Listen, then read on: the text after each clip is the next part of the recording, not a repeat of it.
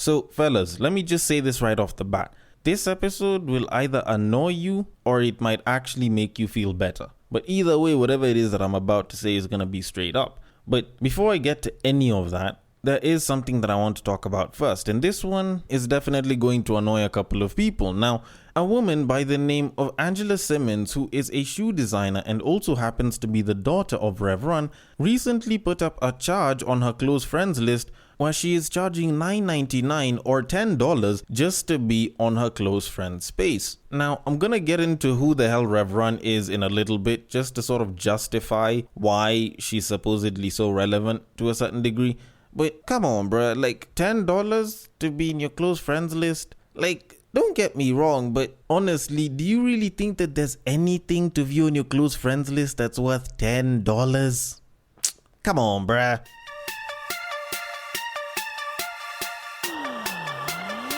Get ready for the battle of the sexes.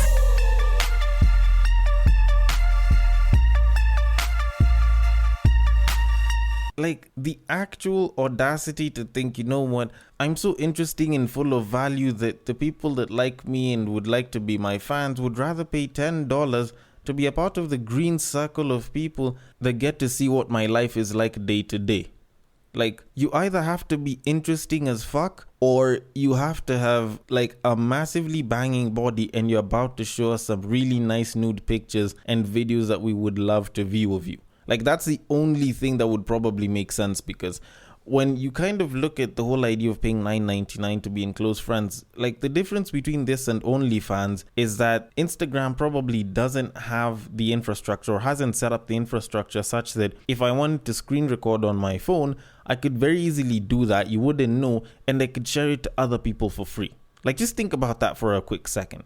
Like, I can just do a screen record on my phone and you would not be able to know, and I can sample whatever it is that you're selling to people for $10. I don't know if it's a month or if it's a lifetime offer or anything, for absolutely nothing. Like, just think about that for a quick second. Also, when you kind of think of the platform that actually began this entire trend, OnlyFans, you'd probably learn a couple of things from the people there, you know, the creators, the systems that are in place on that app and everything. Because over there, you know very well when you're paying for something, there's the virtual girlfriend that you're getting, you know, there's a possibility of very good high quality porn or some shit. And you know, you're expecting to get a couple of nudes here and there, maybe. But to think that I'm signing up for a shoe designer's close friends list for $10 a month, and by all means, it's not a lot of money, it's just that when you look at the fact that discretionary income has actually gone down, the thought of me either paying for Netflix or paying for an OnlyFans versus paying for you, who is a shoe designer and is most notably known not because you're a shoe designer, but because you're Rev Run's kid. Rev Run, who was pretty much the centerpiece of Run's House, the reality TV show on MTV back in the day. Like, it doesn't particularly seem like there's anything that great that I'm getting for $10. Like, OnlyFans babes might even charge $5 or even nothing for you to get really good content of them. And you really think that $10 is really going to make me want to join? Like, if this isn't a publicity stunt, then honestly, people are just becoming too delusional. Like, babes actually think that we think that they're that interesting. Like, this is wild. This is very wild. Like, I'm not saying that I'm the most interesting person, but I at least try to provide some value through a podcast that talks about love, sex, and relationships. It's normally called Break Time on West Side, at least as of right now, and it's run by me, and I usually like to start it in this very simple fashion where I start by saying, welcome to Break Time on West Side, your number one breakdown podcast, coming to you from Nairobi, Kenya.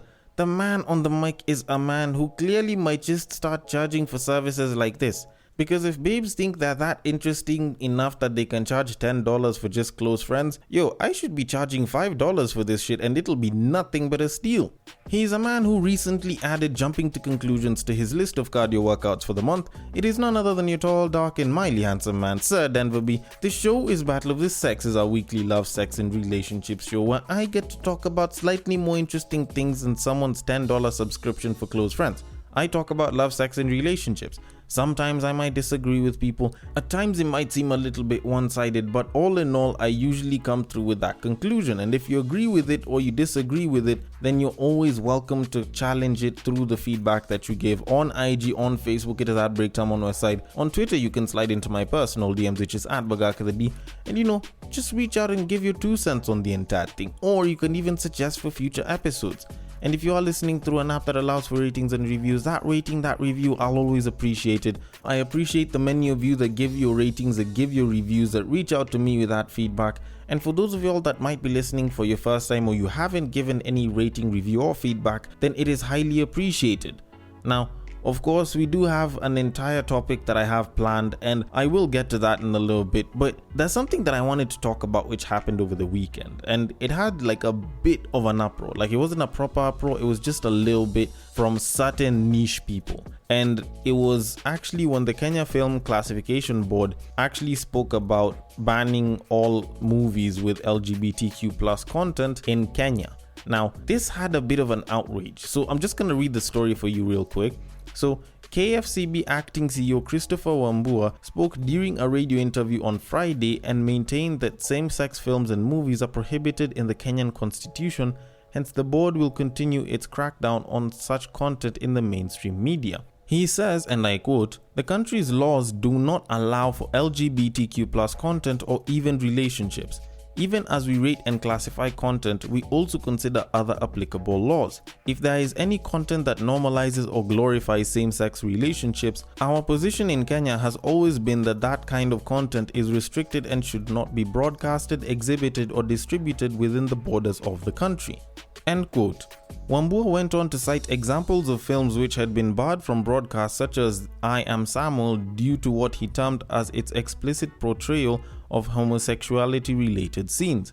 Regarding the rising distribution of same-sex content across the internet, Wambua noted that the government was working to ensure prevention measures are taken to bar the airing of such content in the country. He referred to the Netflix streaming site, saying that talks were underway with the US-based company to ensure that future access to homosexual content was restricted. Now, since I've mentioned that bit of the story, I think I can get to the comments, because the comments were particularly interesting, mostly because of how people were receiving this information. Now, some people were busy talking about how apparently day by day Kenya gets worse as a country to live in, blah blah blah. Some people were busy talking about how apparently things are going to get worse, or now they're going to have to watch Netflix Kids only. But on the flip side, there were actually some people that were very for this entire rule. They were like, oh, ban all gay content, ban all LGBTQ plus content, keep up the good work. And while I could understand that the comments on this were very polarizing, one was for and one was against, it's just that there were some comments that I found to be particularly interesting. Like the person who was saying that of all the problems that this country has, such as corruption and famine, this is the first thing that the government is rushing to do. When I actually read that comment, I sort of was a bit surprised for a second, because this is the Kenya Film and Classification's acting CEO. He's not the president of the country. Do you expect him to end famine and drought and address corruption through making of more films? I guess. It doesn't make sense to me. And honestly, this is why I believe that some comments are usually just very, very stupid. Because when someone is saying that, oh, you could have handled all these other issues, this is his mandate. This is what he's supposed to be doing. Of which, first of all, it's not like this is even a big problem. They said more or less the same thing about pornography in this country, and we still have porn that is being distributed. Hell, we still have access to pornographic content on the internet. Now, I'm not saying that they should ban it or anything, it's just that it's not like they've actually been able to crack down on it as well as they thought, or at least as well as they said that they would have. On top of that, you can use a VPN. It's probably an extra $2, maybe $3, and especially with a lot of these VPN services giving massive discounts and promos, you can pretty much end up sharing that shit for small money. At the end of the day, it's not like it's particularly hard to view that content on Netflix either way. And that's without looking at the fact that there's illegal streaming sites where you can go and view that shit and you will not even be stopped from viewing it. On top of that, it's not like Netflix really cares all that much about banning content in Kenya, because Kenya is such a small market in terms of the overall demographic on this entire thing. But all that said and done, when I kind of think about it, I get why he's chosen to do it, and I'm actually not against it. Maybe it's because I feel like there's been a forced inclusion of LGBTQ plus people and beliefs on a lot of media right now, and frankly I feel like it's a little bit annoying. Like, from Peppa Pig to DC Comics, like, why the hell are we bringing in so much LGBTQ plus content? Like, some of the content that's there doesn't even relate to relationships, and yet you're throwing that in there. Why do you have to do that? Why can't we stick to superheroes fighting crime or kids enjoying kids stuff and create LGBTQ plus content separately? Why do you have to fix it into all the stuff that didn't have LGBTQ plus content? That's my biggest issue. And while Kenya doesn't particularly have that to a certain degree, the fact that us guys are actually starting to ban such content might actually drive some of the other countries to do the same, which might force not just Netflix but Hollywood in general to stop trying to drive a lot of those beliefs down our throats by force, and just let some of the good shows remain good shows and stop trying to alter things to fit some sort of identity or societal politics that are involved. Like, that's just my 2 cents on it. But either way, you can have your beliefs on it, and I'm definitely ready to have discussions on this. But I will leave it at that, and I will move it on to our main topic of today. Now, about a week or so ago, someone actually sent me a link from Quora which revolved around a particularly interesting question. Now, the question itself was, and I quote, "Do 90% of women really only seek 10% of all men?" End quote. Now, I found this question to be particularly interesting because this actually sort of relates to a certain study that I was busy talking about 2 weeks ago, if not 3, that was the infamous Tinder statistics that have really rocked the internet and are pretty much almost always being used by a massive group of men that is known as the red pill community. And it actually also involves women as well nowadays. Now, I'm going to read the response that came because this particular response was what I found to be quite interesting. And it says, and I quote, "No, it's worse than 90-10. More like 95% to 5. See the attached chart from Tinder which shows that only 5% of men get all of the matches from women. You may think it is quote-unquote unrealistic that a girl who is, say, a 2 out of 10 is saying that you need to be 6 feet tall, 6-figure income, 6-pack abs and 6 inches, or don't bother even messaging her. That she would even consider the average guy her being well below average. But the truth is the top 5% of guys is willing to hit it with her. So she thinks she has a shot of landing that top 5% guy, so she ends up chasing the top 5% of guys hoping to catch him. Sadly for her, she will find that he won't commit and he treats her badly etc.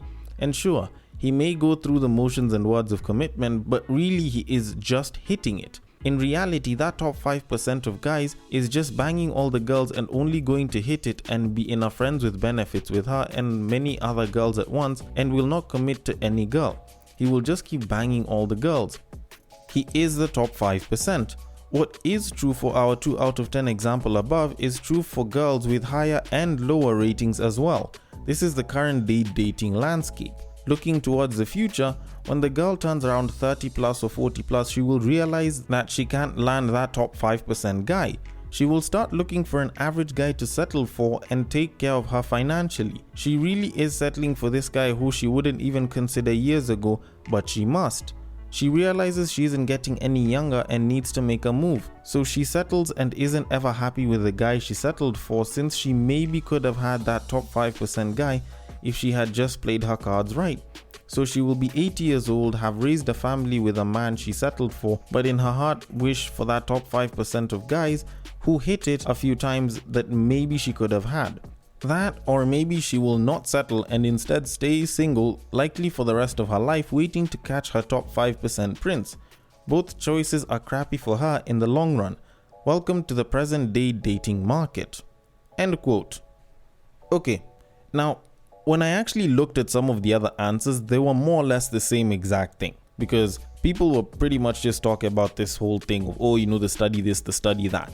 And the thing is, the reason why I spoke about it as the Tinder study is because this is part of the statistics that was released by Tinder a couple of years ago in relation to the kind of women that men find attractive the most and the fact that women will almost always not swipe right on guys, and they'll only swipe right and match with a very, very small set of dudes. But all that said and done, in as much as the study itself isn't wrong, it's not very right in terms of reality.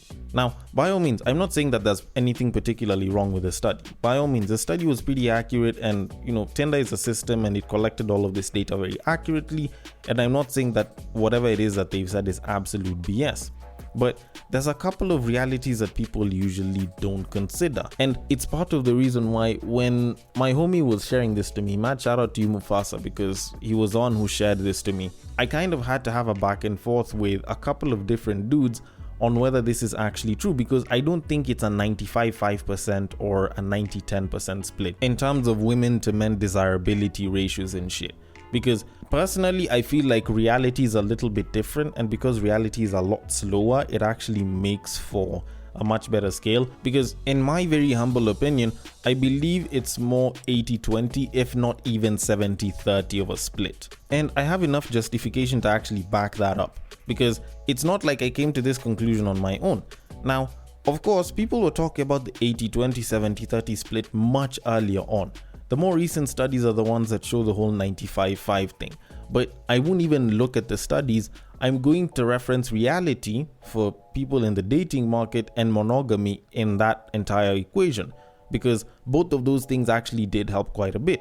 Now, if you look at the current dating reality, let's be very honest, in as much as Tinder does give accurate stats, you have to look at how unreal Tinder is to a certain degree, because I've literally sat next to a babe and I've sat next to a gay guy when they're busy swiping on Tinder and on Bumble. These guys are taking anywhere from about half a second to like 3, maybe 4-5 seconds at the most, looking at a profile and deciding whether they want someone. And that's pretty much off of just information on a picture and possibly reading their bios. So they pretty much just swipe. Is this guy attractive? Possibly. Okay, let's see. Oh, he's not this tall. Leave it, and I'll take the other. Now, that's not entirely the truth in reality, because in reality, it's not like you're looking at someone every half second and you're like, no, I don't want you as the next guy. It's pretty much a case of you seeing someone that you could possibly be attracted to, or someone approaching you and trying to talk to you, and there's a bunch of other variables that'll come in, because it's not like the guy has to particularly be 6 feet tall for them to be considered attractive by height. You can be 5'10", and a 5'5" babe will actually find you particularly attractive because you're taller than her by a couple of inches. Trust me, it's actually something that works. You don't have to be 6 feet tall, especially if the babe is even way shorter than that. Then it actually increases your odds a little bit. A babe who's 5'3" can get with a dude who's 5'9", and she'll be perfectly okay with that kind of height. It doesn't necessarily mean that he has to be 6 feet tall. Then you look at the other things, the guy might not be making 6 figures, but he's very efficient with his 5 figures such that he can actually enjoy life quite a little bit. That can actually work to his favor. Then also, she might not be impressed by his height, or she might not be impressed by the fact that this guy isn't making all this money, but this guy can literally be just a good vibe. He can have amazing energy around him, and he can be a great conversationalist. Guess what? That works in the guy's favor as well. But guess what? It's not like you have a chance to have a conversation on Tinder before someone chooses to swipe right or left on you. So that one is very, very easily misconstrued. Then you look at monogamy. In as much as people like to talk about how bad monogamy is, monogamy came from I don't know what version of the patriarchy, or the white man brought monogamy and polygamy should come back, blah, blah, blah. The reality of it is, it's actually a gift for most men. The average man should be happy that monogamy exists and not polygamy. Because if that was actually the case and polygamy was a normal thing, and I'm actually referring to something that was said by Coach Greg Adams, who's also particularly big on the Red Pill YouTube space, and these were actually his words, most guys would actually never have a chance. The split would actually be 95-5 or 90-10. As people kind of see it on Tinder right now. And the reasoning behind that, and the reason why he said that, was a lot of women would be going to marry the richest, most successful dudes ever, and ignoring a lot of the regular guys that are even struggling to even get anywhere close to that, simply because they would not mind being married to one man as 50 women. As long as the guy can provide and he's interested and he's gonna do what needs to be done, he'd probably go for her and she'd probably say yes. And you kind of think about it, Monogamy, to a large degree, is actually in some ways God's gift to the manosphere and to mankind, because it meant that the guys at the top aren't marrying all of these fine women, and at least they can sort of, in some way, even though they don't get with the top guy, they sort of start to trickle down a little bit, and a lot of other dudes actually get a chance. So you kind of think about it, it's actually not such a bad predicament to be in. Then you kind of look at what women want for a second, because this guy actually sort of mentioned it. And normally I like to think about it as like the 3-6 mafia, haha, pun intended. And yes, maybe there's a fourth 6 as well, but it's more or less the same 6s that I mentioned. 6 feet tall, 6-figure income, 6-inch dick or more, and possibly, if the babe actually cares too much about it, 6-pack abs. Now, by all means, even though I'd want to talk about how, babes shouldn't be doing this, blah, blah, blah, I kind of understand why they have such high standards. Because you kind of think about it, these are extremely high standards. And the percentage of men that actually do tick all of these boxes, it is incredibly few. Like, when you kind of think about it from the beginning, just think about 6 feet. That's about 15% of the entire population. You take that, you add 6-figure income, that actually drops down to possibly even 5%, 4, maybe 3% more. Then you go to 6-inch dick. It might not move all that much, so probably drop it down to about 2%, because I don't think it's particularly impossible or completely uncommon that a guy who's above 6 feet tall can actually have a much smaller dick. So you're left with 2% of the male population that can fulfill all of those needs, and all of you guys want to be with that guy. Now, I haven't even added the 6-pack abs bit, because if I did, that could possibly even drop down to 0.5% of the entire population. And that's incredibly tiny, not 0.5 of an entire whole. It's 0.5%. But guess what? I actually understand it. I totally understand why they'd want this. Because when you have a ton of guys that are trying to be with you, of course you're gonna go and select the best. It's like if you have an entire buffet of food and you're told, you can pick whatever it is that you wanted, you can have as much of it as you want, and you have a chance to, sample all of the different, foods that are there, of course you're gonna go for the food that looks best. You're gonna go for the food that tastes best. You're gonna go for the food that you like. And I guess that's probably why I totally understand why babes do this on Tinder. Because they're literally looking at a guy's looks, they're thinking about the looks that they'd want from their dream guy. Of course they're going to start vetting people all the way till they find something close. But that's a reality that comes as a result of being in a virtual space where there's a near limitless number of guys. But in the practical world, it's very different. Most babes 5'5" and below might not be able to get the difference between a guy who's 5'10" and a guy who's 6 foot flat. Most babes might not really be able to measure out with their eyes what 5.5 inches is like versus 7 inches, especially if they don't even see it and it literally just goes into them. So to conclude all of this, let me just say this. I don't have anything wrong with the statistics that Tinder put out.